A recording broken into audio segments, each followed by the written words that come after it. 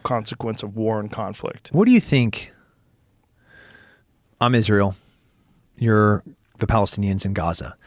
If every one of the people in Gaza laid down the arms and stopped attacking, what would I, Israel, do to you? It's a good question. Nothing. They've tried it 5 different times. They literally stop attacking.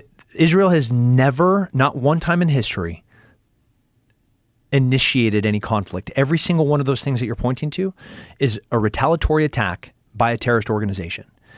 But if that was switched, where I, Israel, you, Hamas in Gaza, I take all of my arms and all of my protection and I laid them down, what would Hamas do? They would kill every single one of us. That's what they do. That's what they're sworn to do. That's their motto and the origin of their existence, all the way back to the Grand Mufti traveling to Hitler to ask, how do we solve the Jewish problem? Like, you want to follow from the Hamas to the Muslim Brotherhood, all the way back to the Grand Mufti, to Mujahideen, and you see the origins of one thing, which is, how do I solve the Jewish problem, is to eradicate and kill them. That is what Hamas came from. Not the Palestinians, not those poor people stuck in Gaza. But in that problem, if all of Hamas just went away, we would have peace. If they laid down their arms and they stopped murdering innocent civilians and raping women and killing babies, you'd have peace.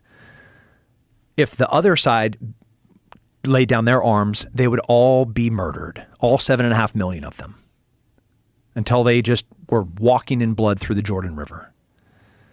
How do you solve this problem? The radicals have to be eliminated. The terrorists have to go away. That is not, I'm not conflating the Palestinians and the terrorists. Those are separate things.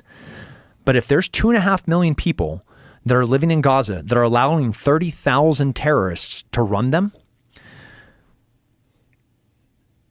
at some point, the olive branch cannot be extended from Israel when 30,000 people are using that region to launch attacks into their sovereign nation.